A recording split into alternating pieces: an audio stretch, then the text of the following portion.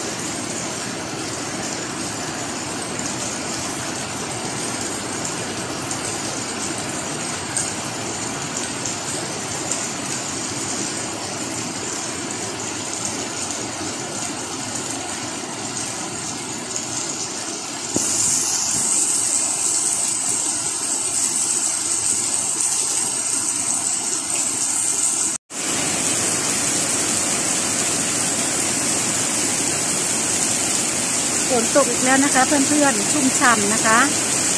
ชุ่มฉ่ำเลยวันนี้ฝนตกลงมาเย็นชื่นใจจังเลย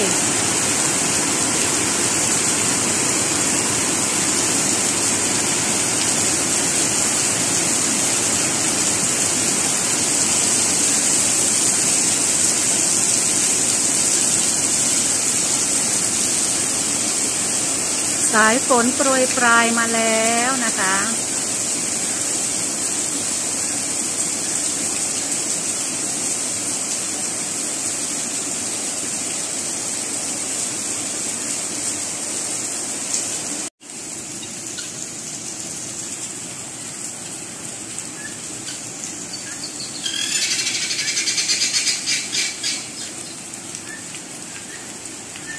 ฝนตกลงมาแล้วนะคะ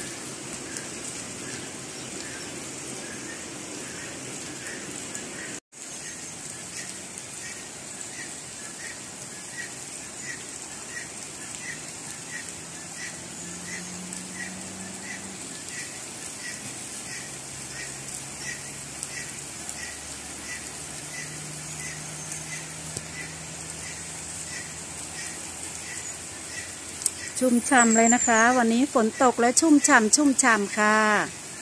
อากาศเย็นสบายเลยตกเยอะเลยนะคะวันนี้หลังจากที่ร้อนมาหลายวันนะคะ